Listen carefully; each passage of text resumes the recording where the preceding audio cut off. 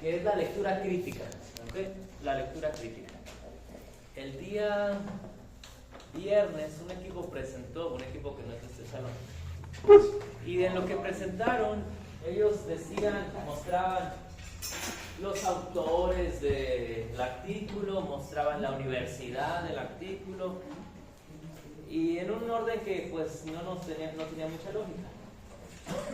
Pero lo importante, lo que quiero que entendamos es, cuando vamos a revisar un artículo con una lectura crítica, ya hay unos pasos que hay que seguir, ¿no?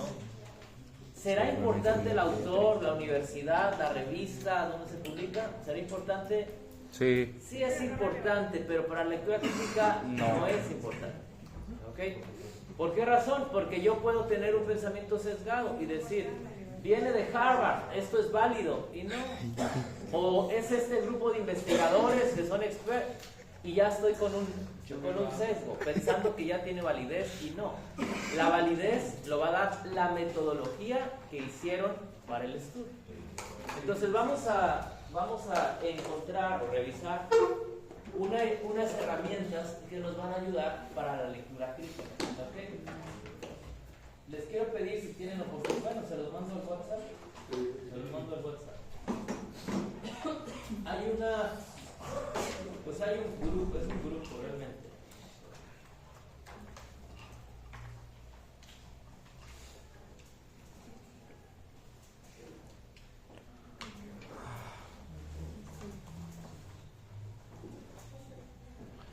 No voy a alcanzar. No voy a alcanzar, ¿verdad? Ya me di cuenta. Tengo que sacrificar un día, creo que va a ser hoy. Ni lo voy a decir, Es sí, la neta pasé. Pero valió la pena. ¿Qué cosa? Que no estudié ayer nada. ¿Por qué? Bien, ya se los mandé al grupo de la comunidad. Pero hoy me marcamos 5 temas, facilito. Está en esta sección. Y aquí hay más cosas. ¿Okay? Aquí hay más cosas. Pero lo que quisiera que veamos es lo primero. Instrumentos para la lectura crítica. Le damos clic y ahí está el primero. Vamos a ver. 11 preguntas CASPE para darle sentido a un ensayo clínico aleatorio. Y vienen más, ¿verdad? Viene una revisión sistemática, estudios de diagnóstico, reglas de predicción clínica.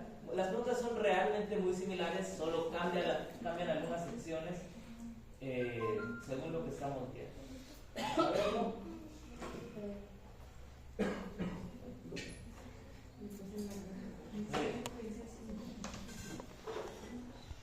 No sé si el doctor en el video dice que esto es como una receta de cocina, o sea, seguimos los mismos pasos, ¿no?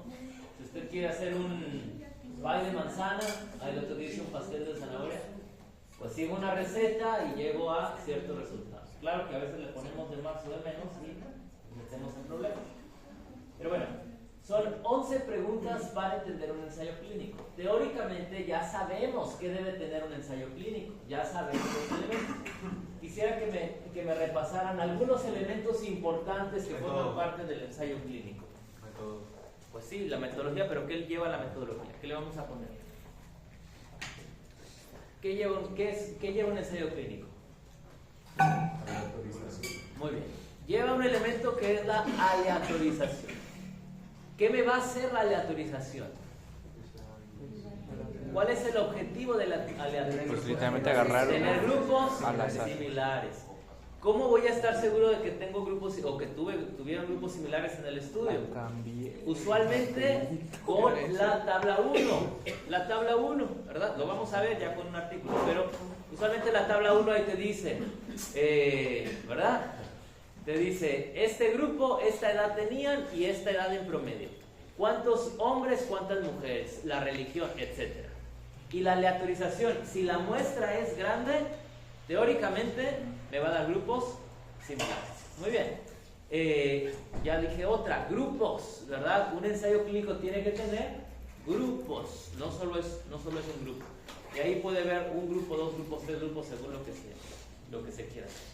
¿Qué otro elemento importante tiene que tener el ensayo clínico? Cegamiento, ¿verdad? ¿Quién nos quiere repasar cegamiento? ¿Qué es el cegamiento? ¿Perdón? Que el investigador y el doctor no sepan, ni tampoco las personas sepan. Muy bien, entonces vamos a un ciego, un nivel de cegamiento. ¿Quién no sabe? ¿Quién no sabe qué tratamiento se le está dando? El paciente. El paciente, ¿verdad? Ese es el primer ciego. Decimos ensayo clínico electrizado doble ciego. Bueno, el nivel de rigidez o de calidad del estudio ya subió. Doble ciego. ¿Quién no sabe? Ni el paciente ni el investigador. Pero suele haber un grupo encargado de llevar el ensayo clínico. Y ellos sí saben o tienen que estructurar la forma de saber a quién se le da cada cosa, ¿no? Es un doble ciego. Y luego podemos ir a un triple ciego. Triple, pues ahora no sabe nadie. ¿Quién no sabe en un triple ciego? No sabe el paciente, no sabe el investigador y ¿quién más? El lector, no. Los amigos del paciente tampoco, ¿no? ¿Quién? El triple ciego. Bueno, el investigador, íbamos al doble ciego. El que lee, Nos ¿no? falta un nivel de cegamiento. ¿Qué hace? Les ayudo un poquito. ¿Qué hace el doctor Benjamín? El investigador. Se va a casar. No. El análisis estadístico. ¿Cómo? El análisis estadístico. Muchas veces los investigadores no hacen el análisis estadístico, lo hacen los estadistas, ¿no? Y entonces a los estadistas se les pasa la base de datos sin decirles, este es el grupo del medicamento. No, grupo 1, grupo 2 y listo. Hagan lo que tengan que hacer. Y entonces eso hace que la calidad todavía sea mayor, ¿no? 3 niveles de cegamiento. ¿Qué otro elemento es importante o tiene el ensayo clínico? La OSA, muy bien. ¿Y eso qué es? Ocultación de la secuencia de aleatorización. Y a veces nos puede confundir con el cegamiento, ¿no? De hecho, muchos estudios ni lo mencionan, ¿no? Usted tiene que leer, no viene la OSA, ¿no? Pero bueno, ¿qué es la OSA o la ocultación de la secuencia de aleatorización? Básicamente, contar lo que es lo que les... ¿Perdón? Por ejemplo, yo soy el que... Ay, Marcelino. ¿Qué más? Por ejemplo, tengo 2 pacientes ¿Ah? y, por ejemplo, el doctor decía que está en un sobre lo que se le va a dar. Yo no sé lo que le voy a dar al paciente para no influir sobre eso. Bueno. Lo primero es, ¿qué metodologías se pueden utilizar para la aleatorización? Puede ser sobres, tengo una lista de sobres, en este grupo van a ser los de la intervención y de este lado van a ser los del placebo o lo que sea, ¿no? Y entonces van llegando y digo 1, 1, 1, 1, bueno, pues así voy dando, esa es una. Otra forma es, tengo sobres sellados y llega el paciente, se lo doy, listo. Pero la ocultación de la secuencia de aleatorización va un poco más allá. De los resultados. Porque esto es solamente para aleatorizarlos, ¿verdad? O los meto a un Excel, ¿no? Meto una lista de 100 números, aleatorízamelos, la mitad para acá, la mitad para acá, listo. La ocultación de la secuencia de aleatorización es, ¿qué voy a hacer después para asegurarme que no se dé cuenta en el grupo en el que está? ¿Ok? O sea, al momento ya le entregué un sobre a cada quien, ok, listo. Grupo 1, grupo 2, pues quién sabe qué es. Pero la ocultación de la secuencia de aleatorización es después de eso, ¿qué voy a hacer para que ellos no se den cuenta? Y eso está complicado. Algunos no se necesitan, algunos otros sí se necesitan. Lo ponen como una barrera, ¿no? Como una barrera para que no se den cuenta. O sea, ellos van a seguir su estudio, pero no van a saber en qué grupo están. Muy bien. ¿Algo más? ¿Qué otra cosa es parte de? ¿Algo más? El enmascaramiento, o sea, para descartar lo del placebo y eso. Muy bien, bueno, el cegamiento o el enmascaramiento, pero ya mencionó otro asunto, la comparación, ¿verdad?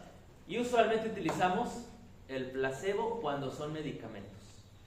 El placebo es o está definido como una sustancia de características similares a las del tratamiento, pero que no tienen la sustancia activa. Es decir, si voy a dar un paracetamol de 500 gramos, el otro tiene que tener el mismo peso, el mismo color, el mismo sabor, el mismo olor, pero no tiene paracetamol. Ese es placebo, ¿verdad? Entonces, no es que no le doy nada, no, claro que le doy. Y justamente eso es lo que me quiero asegurar. Dos grupos similares, a ellos les doy un tratamiento y a ellos les doy un placebo, pero no tiene la sustancia activa. Vamos a ver quizá algunos ejemplos, hay que revisar ejemplos. Pero hay veces en los cuales se tienen tres grupos también. Un grupo control que no tiene, un grupo control que no les dan nada, un grupo de placebo y un grupo de intervención. ¿Qué es lo que esperamos? Que el grupo del placebo tenga un beneficio por encima del grupo que no tiene ningún tratamiento. Pero el grupo del tratamiento que tenga un beneficio superior que el del placebo. ¿Ok? Porque el placebo, pues el placebo es real, el efecto placebo es real. ¿Les mencionó algún ejemplo en el video del efecto placebo? Sí, ¿De algunos estudios o no? Sí. ¿Cuál el de la cirugía de la arteria mamaria. Muy bien, el de la arteria mamaria interna. Muy bien. Que algunos se mejoraban, ¿no? Se mejoraban, les reducía la angina. ¿Cómo? Y ni siquiera el tratamiento era para eso. El efecto placebo, ¿no? Claro, hoy en día difícilmente se autorizan protocolos que tengan tratamientos quirúrgicos placebo, ¿no? Porque ya es meternos en una cuestión ética pues más compleja. Pero antes esto era, pues, no había tantos comités de ética y de investigación y se hacían, ¿no? Pero hacer una cirugía y no hacer nada al paciente nos mete en un lío. Muy bien. Entonces, ya vimos algunos puntos principales, ya los habían revisado. ¿Cuál es esta plantilla? Vamos a conocerla. Ya espero que la hayan abierto. 11 preguntas para entender un ensayo clínico. Son 3 preguntas grandes o conceptos grandes que hay que responder. El primero es, ¿son válidos los resultados? ¿Cuáles son los resultados? Y pueden ayudarnos estos resultados, ¿no? Entonces, que si es de una universidad o está publicado en una revista o que es un autor, bueno, eso podemos decir que no es relevante. ¿Ok? Muy bien. Entonces, a ver qué nos dice aquí.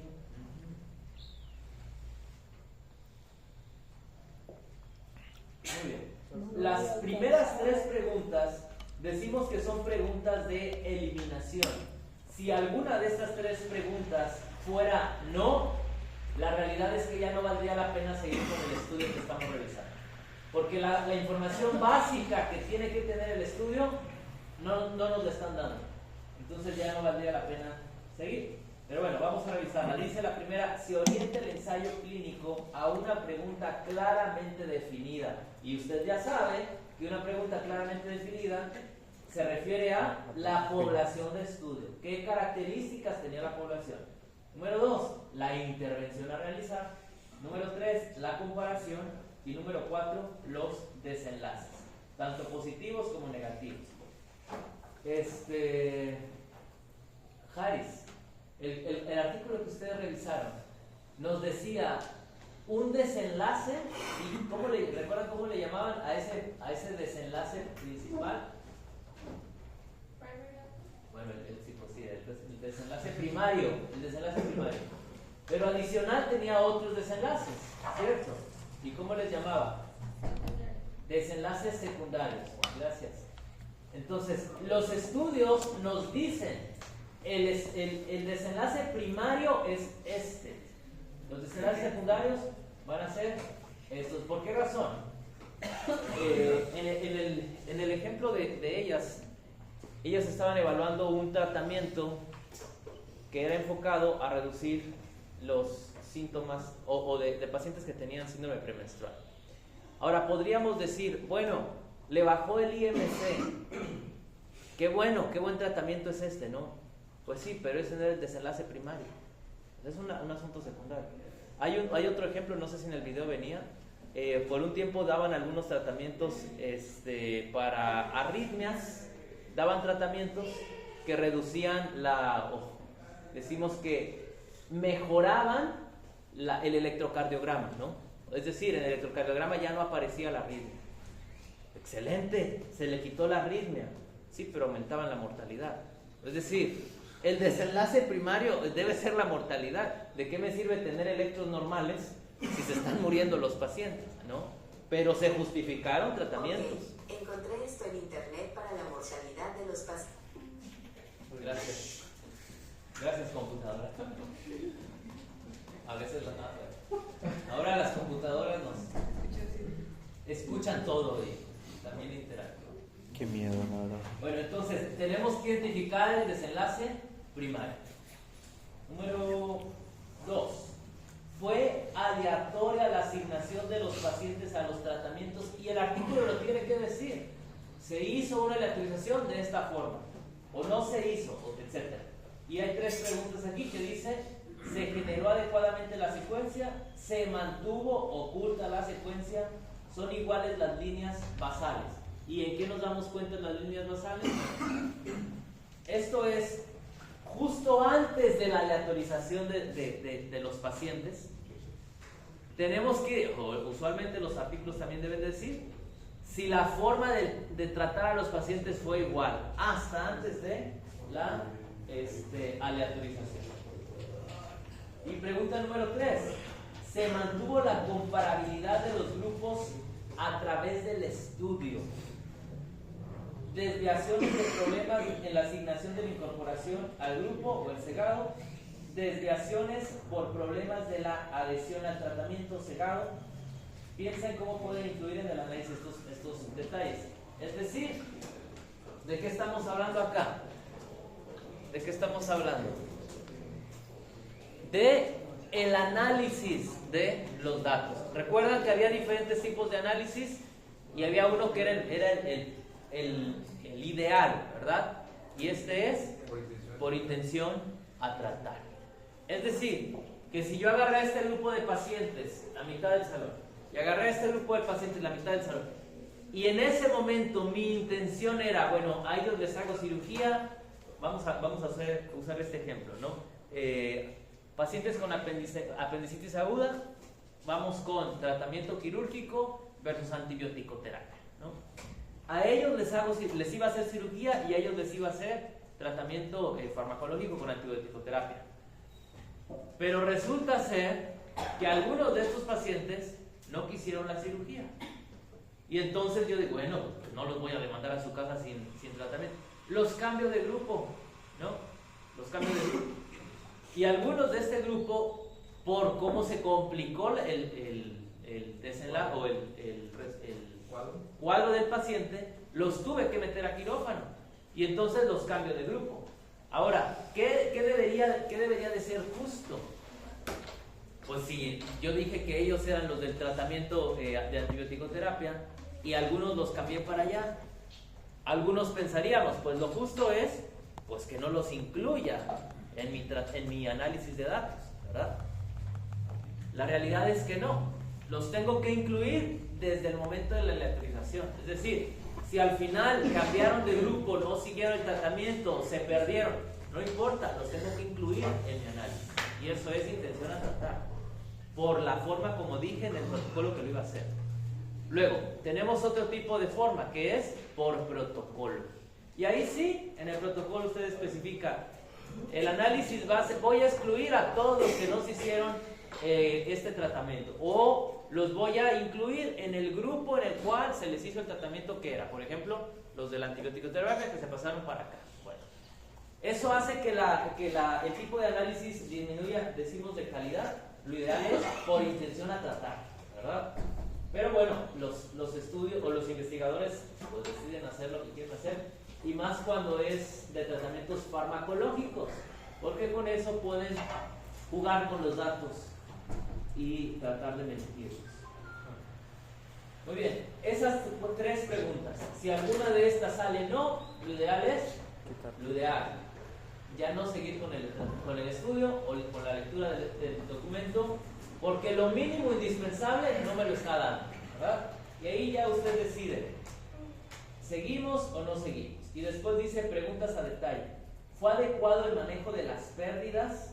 Difieren según el grupo. Las pérdidas pueden depender de su valor. O sea, ¿cuánto fue la pérdida? ¿De cuánto se pierde? Siempre se pierden. Siempre se pierden pacientes, no se pierde el seguimiento. Las pérdidas pueden depender de su valor. Se hace análisis de sensibilidad. ¿Cuánto podemos considerar que es una cantidad considerable para pérdidas? ¿Qué porcentaje? 20%. De 10 a 15%. De 10 a 15%. Por eso es importante que tengamos una análisis para elegir la muestra, para saber hasta cuántas pérdidas voy a poder tolerar, ¿no?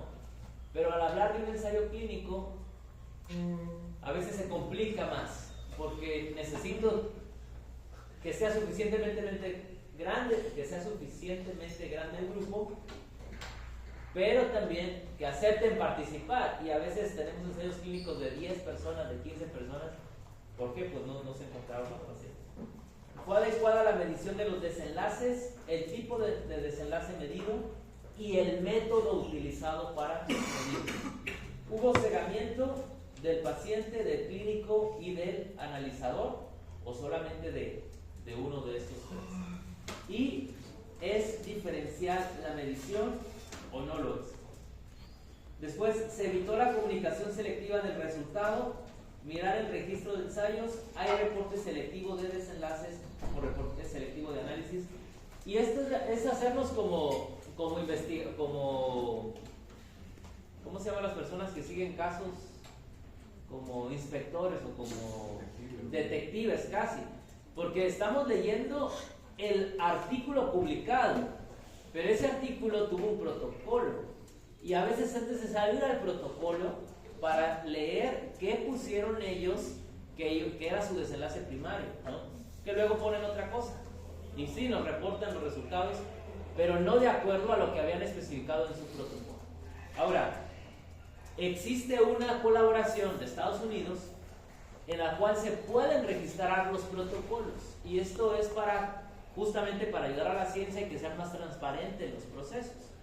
Y a quien presionan más es a la industria farmacológica, porque si van a hacer un ensayo clínico casi que los obligan a publicar el protocolo.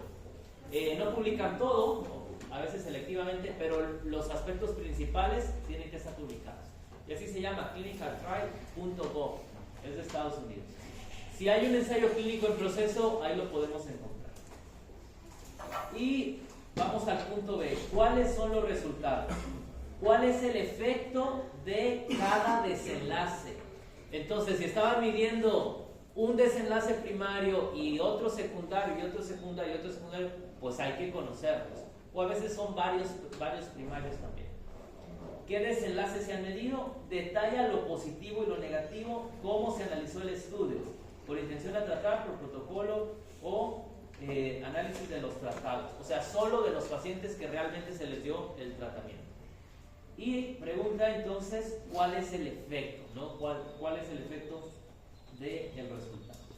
Y después dice, ¿cuál es la precisión de los estimadores del efecto? Es decir, de los intervalos de confianza. ¿Son grandes, son pequeños? ¿En dónde está el resultado global? Y finalmente la parte C. La lectura crítica tiene un objetivo práctico, un objetivo clínico. Y son esas tres preguntas. ¿Pueden aplicarse estos resultados a tu medio o población? O sea, está hablando de pacientes escandinavos con características bien particulares. ¿Esos resultados y esos pacientes son aplicables a mi población mexicana o no? ¿Tienen algo específico en particular o lo puedo tropicalizar a mi contexto mexicano? Eso es lo primero. ¿Crees que los pacientes incluidos en el estudio son demasiado distintos a tus pacientes? Si decía ahí, hombres o mujeres con diabetes, pues tenemos en México hombres y mujeres con diabetes, ¿no? Posiblemente lo puedo tropicalizar. Pero si hay algo específico del estudio que incluyeron, que digo, esto como que no es compatible con mi población, lo tengo que tomar en cuenta. ¿Hay otros ensayos parecidos a este? En su caso, ¿son consistentes con este o no? Pregunta 10. ¿Se han tenido en cuenta todos los resultados y su importancia clínica? Y esto es importante porque tenemos que conocer del tema del que se está hablando. Si agarramos un estudio o un tratamiento, no sé, Ana Clara es que le gusta lo de cáncer, ¿no? Un tratamiento nuevo de cáncer, de inmunoterapia, ¿no? Tenemos que saber del tema para conocer si realmente tomaron en cuenta todos los desenlaces que tenían que medir o no. Porque si no, pues no tenemos más información de eso, ¿no? Y a como está la medicina, está avanzando demasiado rápido. Y ahora, al hablar de inmunoterapia, pues se va a meter que si hubo un efecto sobre una molécula específica. A veces ni conocemos esas moléculas, ¿no? Entonces, cuanto más conocemos de un área, va a ser más fácil que sepamos si tomaron en cuenta o no todos los resultados que tenían que tomar. Son utilidades y desutilidades de cada desenlace, balance de efectos positivos y negativos, preferencias del paciente, coste, etc. Y pregunta final. Estas tres preguntas no son... estas tres preguntas son más enfocadas a nuestra propia perspectiva, no tanto lo que el estudio dice, sino nosotros, ¿qué creemos? Y la última pregunta es, ¿los beneficios a obtener justifican los riesgos y los costes? Es decir, si voy a dar un tratamiento que está justificado en ese ensayo clínico y hubo efectos adversos, ¿puedo considerar que el beneficio es mayor que los efectos adversos o no? Y eso es una decisión personal. Y ahí tomamos en cuenta el número necesario a tratar, el efecto que tuvo el tratamiento, el efecto que tuvieron los efectos adversos, etc. Dice, es improbable que pueda deducirse de un solo ensayo clínico, pero ¿qué piensas al respecto? Bueno, y hasta ahí es la lectura crítica del estudio. Ahora, lo vamos a hacer la próxima clase, el día miércoles. Aquí sí, yo les recomiendo que encontremos una herramienta que sea como un chat de PDF de inteligencia artificial, porque nos va a ahorrar el trabajo.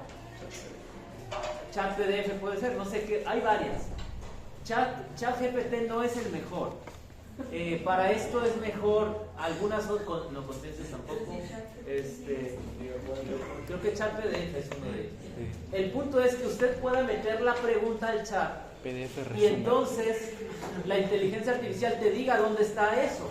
Porque esto no se trata de leer todo el estudio, no se trata ni siquiera de leer el abstract, no, vamos directo sobre las preguntas, las metemos a la herramienta y nos va a direccionar página tal y ahí va a decir el texto, ¿okay?